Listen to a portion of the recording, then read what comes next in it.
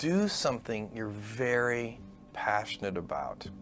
And don't try to chase what is kind of the hot passion of the day. People say you have to have a lot of passion for what you're doing, and it's totally true. And the reason is because it's so hard that if you don't, any rational person would give up. It's really hard, and you have to do it over a sustained period of time. So if you don't love it, if you're not having fun doing it, and you don't really love it, you're going to give up. So just go and do it, try, learn from it. You'll fail at some things. That's a learning experience that you need so that you can take that on to the next experience. And don't let people who you may respect and who you believe know what they're talking about, don't let them tell you it can't be done. Because often they will tell you it can't be done, and it's just because they don't have the courage to try it. I think people that look for great ideas to make money aren't nearly as successful as those who say, okay, what do I really love to do? What am I excited about? What do I know something about? What's kind of interesting and compelling? It's very rewarding when you work on something you think is going to make a big difference. And yeah, it's a little bit harder, but I think the passion that one might bring with it brings so much more energy to that you're more likely to succeed. You have to have an emotional investment in what you're doing. If you don't love what you're doing,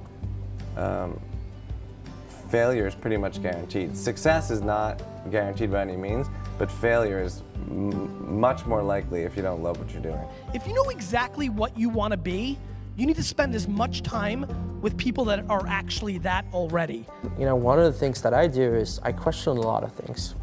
And you can do that in a good way and a bad way, but hopefully if you try to get people to motivate why they're doing something and their way of thinking, the worst thing you can end up with is a situation where you get told, well, this is the way it's always been. That's the worst ever. That's a non-answer. Instead, ask yourself, given everything we have today, is there a way we can make this better? And so when we're coming up with ideas, we always ask ourselves, what kind of new market is this creating? And then also, what part of my day and what problem is it solving? And so I've gone as far as taking an entire catalog of my day from the moment I open my eyes and writing down every single thing I do. And then asking myself, is there something here?